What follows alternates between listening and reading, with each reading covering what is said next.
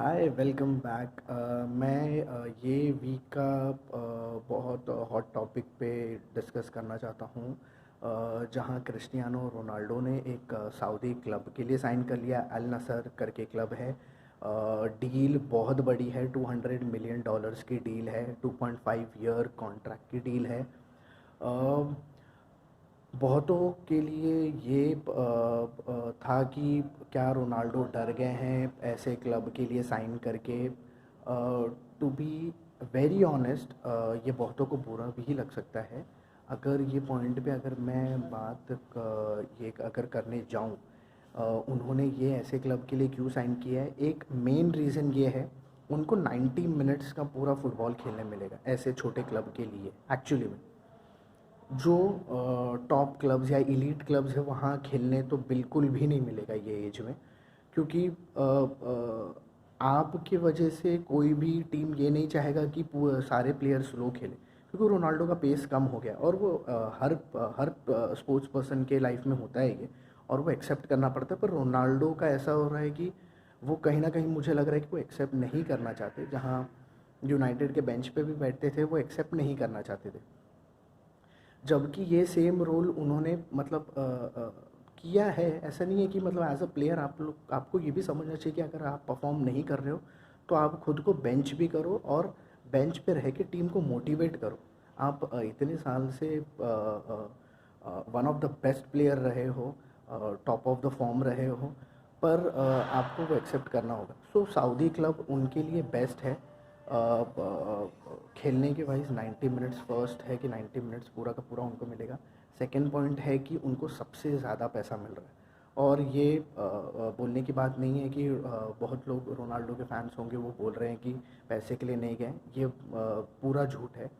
ये बहुत क्लियर है कि पैसे के लिए ही गए हैं, क्योंकि और कोई क्लब इतना देता भी नहीं। ये बहुत क्लियर रीज़न है, क्योंकि आपके करियर एंड में अगर आपको इतना कोई पैसा देगा तो कोई पीछे हटेगा भी नहीं। और रोनाल्डो ऐसे प्लेयर है जिनको लाविश लाइफ ये सब, और कोई भी जो भी इतना मेहनत करता है उसको तो पैसे के लिए वो पीछे हटेगा नहीं। सेकेंड रीज़न वो है। थर्ड रीज़न ये है कि अगर यूरोपियन क्लब्स में रहते तो उन पे हर बार ये क्वेश्चन आता, जैसे यूनाइटेड में उनके ऊपर क्वेश्चन आता था कि चैम्पियंस लीग से आप बाहर हो गए, चैम्पियंस लीग आप खेल नहीं पा रहे हो अपनी टीम को चैम्पियंस लीग। यहाँ सऊदी लीग में आपको वो करने की ज़रूरत ही नहीं। आपको चैम्पियंस लीग करके कुछ है ही नहीं। इनका एशियन एशियन चैम्पियंस लीग होता है, एएफसी। उसमें एक क्वेश्चन आ सकता है कि अल नासर ऐसी टीम है, उनका लास्ट टाइटल जो अल नासर ने जीता था वो 1995 में एएफसी कप जीता था उन्होंने। उसके बाद से कभी जीते नहीं। सो एक पॉइंट वो आ सकता है कि हाँ, यहाँ उनको एज अ प्लेयर टीम को क्वालिफाई करना और वो ट्रॉफी जिताना बहुत बड़ा टास्क रहेगा ये नए वाले क्लब में। और कोई कोई पॉइंट ये भी आया था कि रोनाल्डो एशियन फुटबॉल को बहुत ऊपर लाना चाहते हैं, इसके लिए उन्होंने ज्वाइन किया। जबकि ये पूरी झूठ बात है। ऐसा कुछ नहीं है कि एशियन फुटबॉल को ऊपर लाना चाहते हैं। एशियन फुटबॉल ऐसा नहीं है कि ऊपर नहीं आ सकता। एक प्लेयर कोई ऊपर ला नहीं पाएगा, पहली बात तो। फर्स्ट चीज़ कोई ऊपर ला नहीं पाएगा। ऐसे आप देखने जाओगे तो विराट कोहली इंडियन टीम में खेल रहे, तो ऐसा नहीं कि विराट कोहली जैसे 10 के 10 प्लेयर, हाँ, देख के मोटिवेट होते हैं, पर हर प्लेयर को खुद पे मेहनत करना पड़ेगा। तो ऐसा नहीं कि रोनाल्डो को देख के सारे रोनाल्डो वहाँ बन जाएंगे, ऐसा कुछ नहीं है, पहली बात। ठीक है, वैसा कुछ नहीं होने वाला। फिर सेकेंड पॉइंट, और ऐसा भी पॉइंट है कि क्या, और देखो सऊदी क्लब ने अगर इतना रोनाल्डो को इतना पैसा दिया है, हाँ, वो लोग ने कुछ आंख बंद करके कुछ पैसा नहीं दिया उनको। उनका भी कहीं ना कहीं फ़ायदा है सऊदी क्लब का। एक एक फ़ायदा तो आप बहुत ट्रेंडिंग है, जहाँ उनके इंस्टा के फॉलोअर्स, सऊदी क्लब अल नासर के जो फॉलोअर्स थे, अराउंड 860,000 फॉलोअर्स थे। अभी उनके फॉलोअर्स का काउंटिंग चल रहा है अराउंड 5.5 मिलियन के आसपास। सो फ़ायदा तो दोनों तरफ है। रोनाल्डो को भी $200 मिलियन मिल के फ़ायदा वो मिल गया है सिर्फ 2.5 ईयर कॉन्ट्रैक्ट का। और क्लब को भी उनके मर्चेंडाइज बिकेंगे, उनके स्टेडियम का जो कैपेसिटी रहेगा एवरी मैच के लिए पूरा भरा रहेगा, भले रोनाल्डो बेंच पे भी क्यों ना स्टार्ट करे। स्टेडियम का कुछ 24-25,000 के आसपास वो स्टेडियम का कैपेसिटी है। सो स्टेडियम पूरा भरा रहेगा, शायद एक साल में शायद वो कैपेसिटी बढ़ा भी दे। सो बहुत कुछ है, दोनों दोनों टीम को फ़ायदा है। सो प्लीज़ ये बोलना अब बंद कर दो कि उसमें से रोनाल्डो ने ऐसा क्यों किया वैसा क्यों किया। रोनाल्डो ही थे जिन्होंने ज़ावी को ये बोला था कि वो एक कतार के क्लब को ये कर रहे वो कर रहे, घूम फिर के मतलब कतार क्लब में वो कोच कर रहे हैं। सो उनसे मेरा क्या कंपैरिजन। सो देखो, घूम फिर के आप भी वही वैसे ही क्लब में आ गए हो।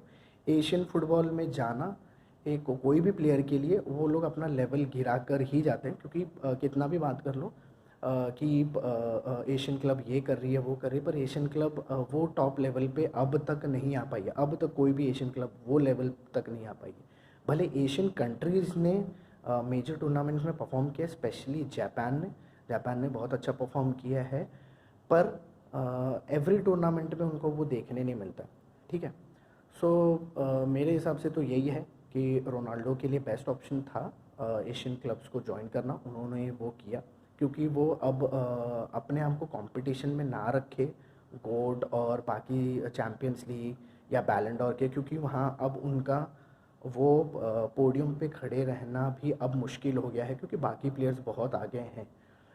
मेसी भी अपने करियर एंड में आ रहे हैं, उनका भी ऐसा हो सकता है, बोल नहीं सकते।